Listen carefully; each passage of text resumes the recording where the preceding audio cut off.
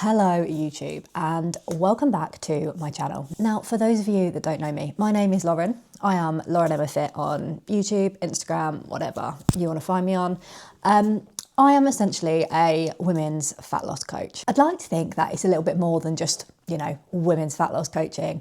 I do this job because I absolutely love it and I see the impact that it has on genuinely changing people's lives.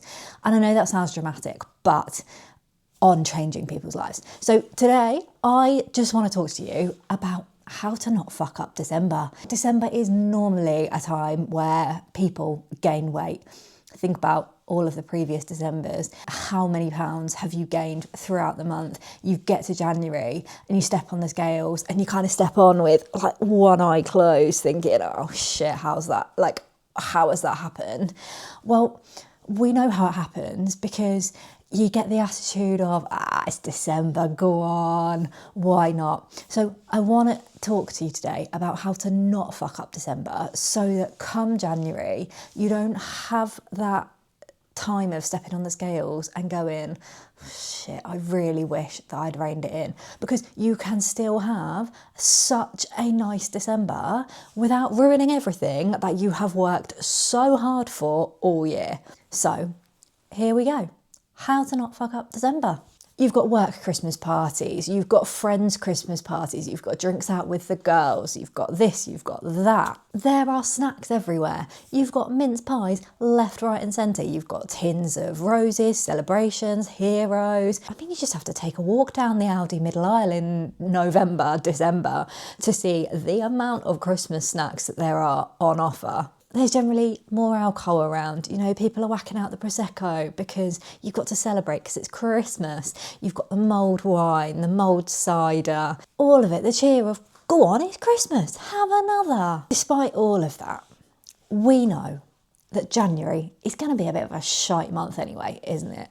Like, let's be honest, you've had all of the fun of Christmas, you've got all of that out the way, so there's nothing really to look forward to. It's cold, it's wet, it's dark, no one has any money, and you don't want to make January harder for yourself by stepping on the scales to find that actually you're 6, 8, 10 pounds up and you feel shit. So I'm just going to put this out there to not fuck everything and pile on the pounds like the majority of people are going to do throughout December.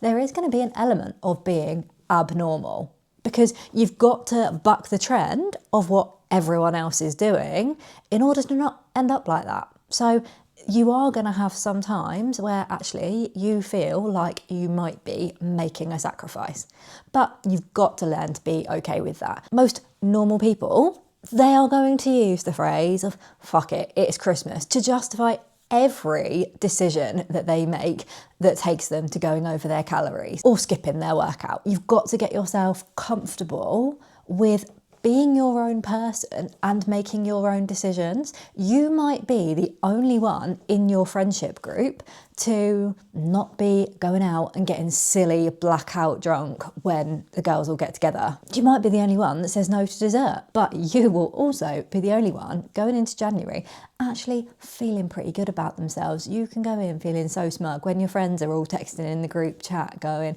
oh my God, I can't believe I've gained all this weight. Oh, I feel so shit. You can just sit there quietly to yourself because no one likes to boast. You can sit there knowing inside that actually you don't feel like that. You've had a really good December and you don't feel like shit.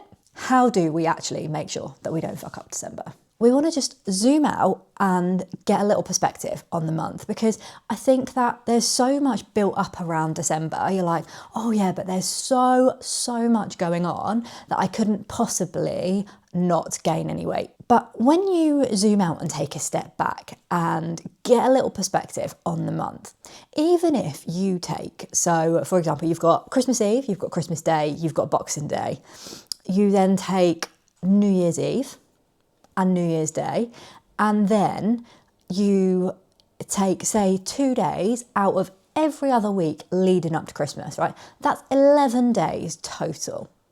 And technically New Year's Day doesn't count because it's in January, right? So that's technically 10 days out of 31.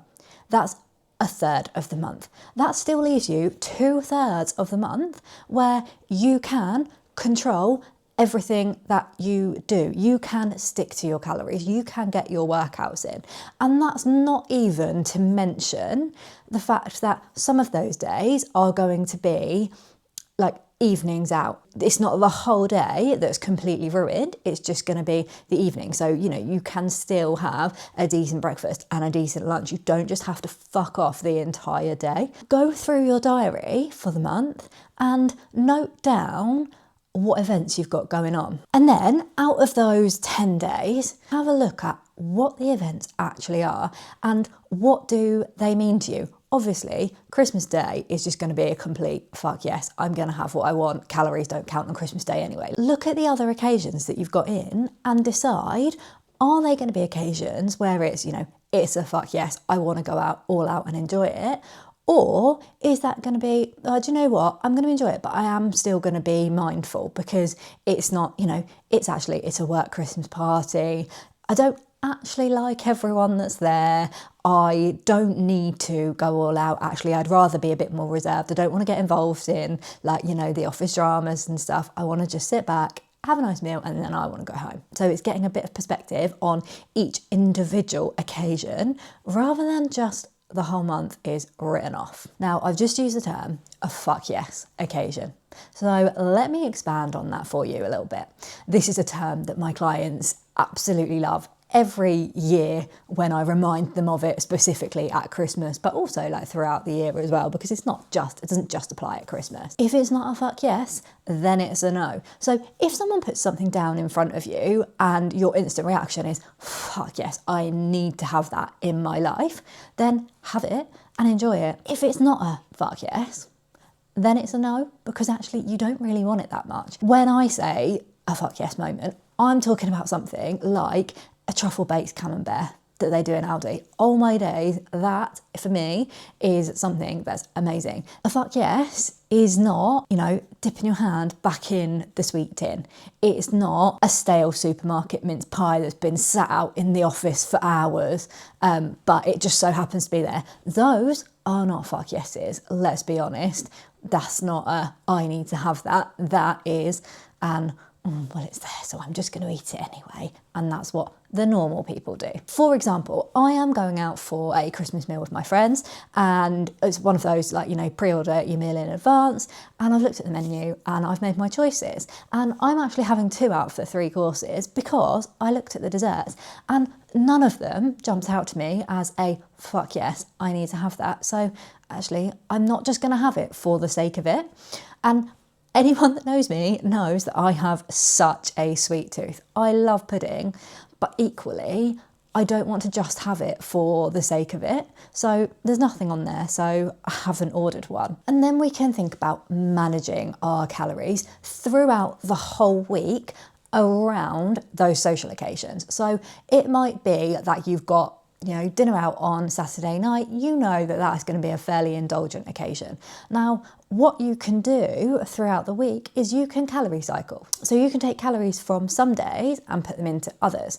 So for example, you know, Monday to Friday, you might have 200 calories less than your goal, so that you've then got an extra 1,000 calories to put into Saturday when you've got your meal out, so that you can have your pudding and your glass of Prosecco and not go over your calories.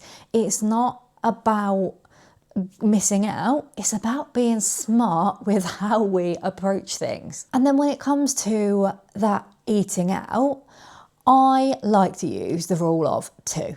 So obviously you're going to have a main course, so that's the whole like purpose of going out for a meal, to have a main.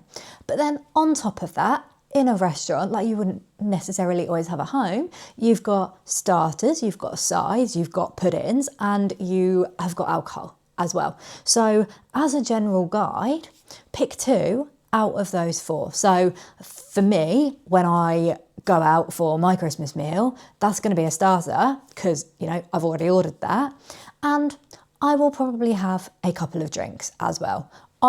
I know in particular that the restaurant I'm going to does an incredible cocktail, which is probably my favourite of all time. So I know I'm probably going to have one of those, but I will still, regardless of, you know, I've picked my two and that's a starter and alcohol, I will still set myself a limit of drinks. And to be honest, that's probably going to be no more than 2 or 3, because I don't need more than 2 or 3 to have a nice time and enjoy it. To be honest, I don't actually need any drinks to have a nice time and enjoy it, but I do like a drink occasionally. So I will have that, and that's my 2 out of 4. It's not about going completely without, but there is going to be an element of compromise that you're going to have to make if you don't want to get to January the same as you have every other year, and the same as probably 95% of people will do, feeling like shit, stepping on the scales. And then another thing that I like to think about is,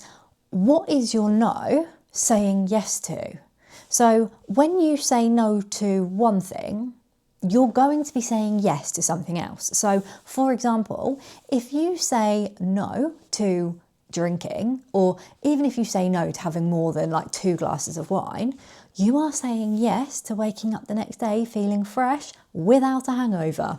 Now, I would say that that is a pretty bloody good win. I don't know about you, but these days, I cannot deal with a hangover. There is always going to be an upside of every decision that you make, even if you might be looking at the downsides whilst you're thinking about making it. Small failures do not erase big progress. So if you do slip up and you have one day where, you know, you do go way over your calories, you might get a bit silly drunk and wake up the next day with a hangover. You need to zoom out and look at the bigger picture. You've been working hard for months. One day is not going to ruin all of that hard work. Slip-ups are almost inevitable. I will tell you now, there will probably be one evening over December where you'll have one too many Prosecco's and your hand is going to dip in the tin of chocolates that's sitting on the side and have a few more than you might like to do if you were sober. But it doesn't matter.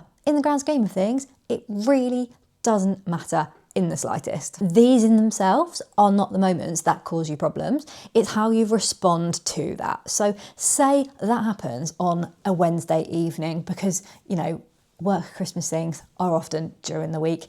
Say that happens on a Wednesday evening and you decide, oh no, well, I fucked it now. I may as well write off the rest of the week and I'll start again on Monday. Well, actually, that's 4 days of the week that you've just unnecessarily written off because you think that you've ruined everything. So you've got to wait for that fresh starting point of Monday, which seems to be so popular. Whereas actually, if you just draw a line under that and the next day you carry on as normal, then you've got 4 days of progress there that you have not fucked up at all. Own it.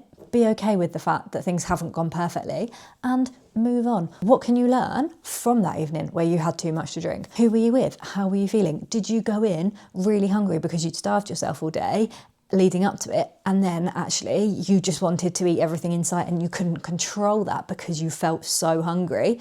Actually, next time, do we need to think about eating a little bit more in the day so that you go in feeling balanced, not feeling hangry, which is like what happens to me if I don't eat enough and I will then eat everything in sight? What can you learn from those failures to take into next time? And finally, please remember, calories do not count on Christmas Day. So please don't be getting on MyFitnessPal and putting in your 5 roast potatoes, your 10 pigs in blankets. Don't even be counting those things. Don't even be thinking about them. Just enjoy and have a merry fucking time celebrating with your family. If you found this in any way, shape or form helpful, then please don't forget to like and subscribe.